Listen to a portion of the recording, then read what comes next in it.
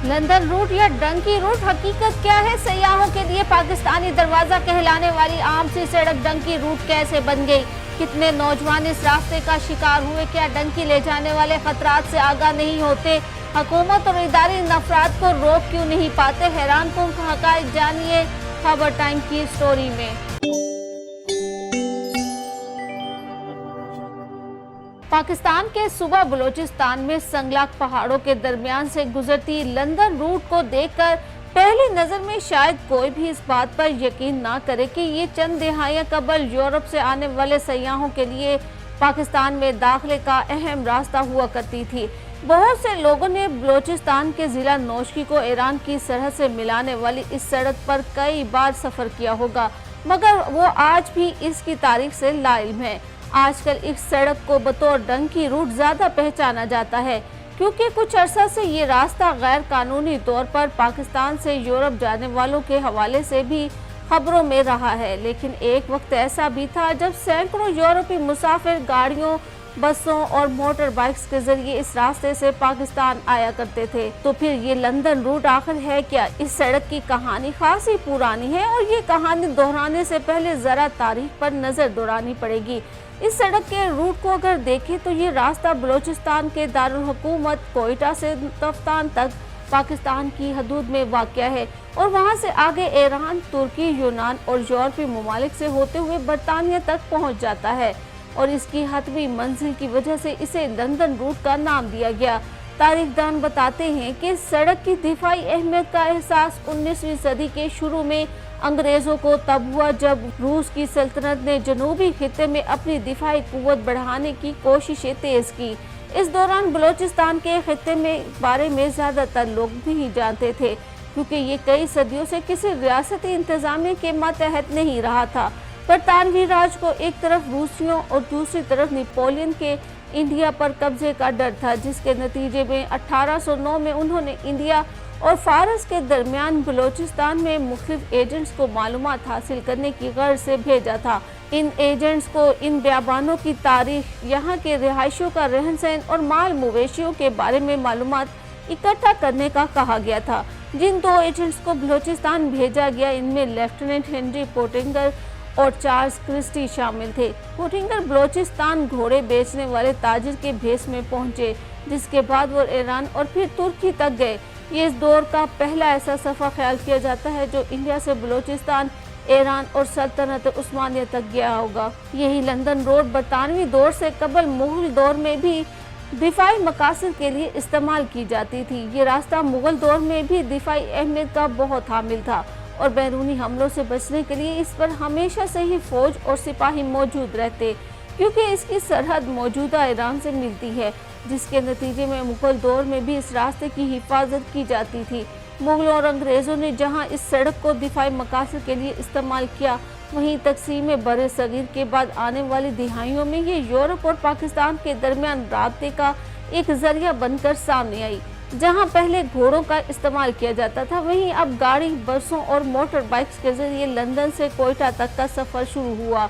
तहकीक करने के दौरान ऐसी तस्वीर भी मिली जो 1960 से 1970 की दिहाई की थी, जिनमें अंग्रेज सयाह कोयटा के नज़दीक इसी लंदन रोड पर मुख्तलिफ संग मील के पास खड़े हैं, या फिर किसी डबल डेकर बस की तस्वीर है जिसमें लोग सड़क किनारे पिकनिक मना रहे हैं। कहा जाता है कि अक्सर इस जमाने में यूरोपीय ममालिक से लोग गाड़ियों या फिर बस में सफ़र करके कोयटा पहुंचा करते थे और फिर यहां से इनका रुख इंडिया की तरफ हो जाता था।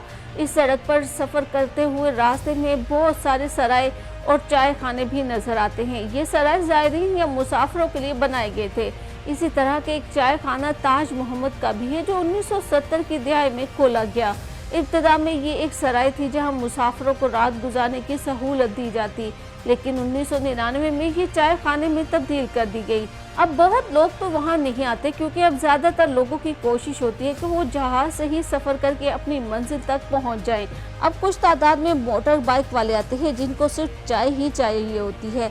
कुछ लोगों के मुताबिक इस रोड को N40 भी कहा जाता है और इसकी तिजारती अहमियत ये है कि कोयटा से फल, सब्जियां और दीगर अशिया इसी लंदन रोड से होते हुए ईरान तक जाती हैं। इस रास्ते पर कई बार ऐसी डबल डेकर बसें भी देखी गईं जिन पर अंग्रेज कोयटा तक आया करते थे। अंग्रेज जुबान तो लोगों को नहीं आती थी, लेकिन वो इशारों से ही लोगों को अपने घर में कुछ देर के लिए बुला लिया करते थे। इस जमाने में इस रास्ते से कोयटा पहुंचने वालों के लिए जो होटल बनाए गए, उनमें लॉर्ड्स और ब्लूम स्टार समेत दीगर कई छोटे होटल शामिल थे। कहा जाता है कि लॉर्ड्स होटल 1935 में बना था और इसके मालिक एक पारसी फिरोज मेहता थे। एक वक्त था जब इस होटल में गैर मुल्कियों की भीड़ हुआ करती थी, लेकिन अब छावनी की हदूद में आने की वजह से यहाँ का रुख करने वालों को सख्त सिक्योरिटी का सामना करना पड़ता है, जिसके नतीजे में ये तादाद आटे में नमक के बराबर ही रह गई है। लॉर्ड्स के मालिकान भी अब पाकिस्तान में नहीं रहते और इसकी देखभाल डार साहब नामी मैनेजर के हाथों में है, जबकि ब्लूम स्टार होटल के बारे में कहा जाता है कि 1970 की दिहाई में इस होटल की बुनियाद रखी गई थी। दुनिया के कोने कोने से लोग इस होटल में आते रहे और आज भी रजिस्ट्रेशन फॉर्म पर इनके नाम और कौमियत की तफसीलात दर्ज हैं। एक वक्त ऐसा भी था कि यहाँ पर पैर रखने की भी जगह नहीं होती थी, लोग किसी न किसी जरिए से यहाँ पहुँच ही जाते थे। यहाँ के लोगों ने सिक्योरिटी सूरत हाल को आने वालों के लिए एक बहुत बड़ा मसला करार दिया। मिसाल के तौर पर यहाँ कोई यूरोप से आए और उसे जगह जगह एनओसी दिखाना पड़े या होटल में बैठकर एनओसी मिलने का इंतजार करना पड़े तो लोग तंग तो होंगे ही। इसी वजह से बहुत से यूरोपीय ममालिक से आने वाले लोग पाकिस्तान में 3 या 5 दिन, जबकि इंडिया में 6-6 माह तक रहते हैं। वक्त के साथ साथ जहाँ सियासी हालात और अमन अमान की सूरत हाल की वजह से यूरोप से इस रास्ते के जरिए पाकिस्तान सफर करने वालों की तादाद कम होती गई, वहीं ये सड़क गैर कानूनी तरीके से बैरून मुल्क सफर करने वालों में मकबूल रास्ते के तौर पर बदनाम हो गई। ऐसे वाकयात की कमी नहीं जब इंसानी स्मगलरों ने यूरोप में सुनहरे मुस्तकबिल के ख्वाब दिखाकर पाकिस्तानी नौजवानों को इन्हीं रास्तों से ईरान और फिर तुर्की के रास्ते यूरोप ले जाने का यकीन दिलाया, और फिर या तो वो इन ममालिक के सरहदी मुहाफिजों के हत्थे चढ़ गए या फिर इनकी फायरिंग के नतीजे में जिंदगी की बाजी ही हार गए। ताहम डंकी रूट का लाहाका जुड़ने के बावजूद ऐसे लोगों की कमी नहीं जो इस रास्ते की तारीखी अहमियत को जानते हुए इस पर सफर करने की तमन्ना रखते हैं।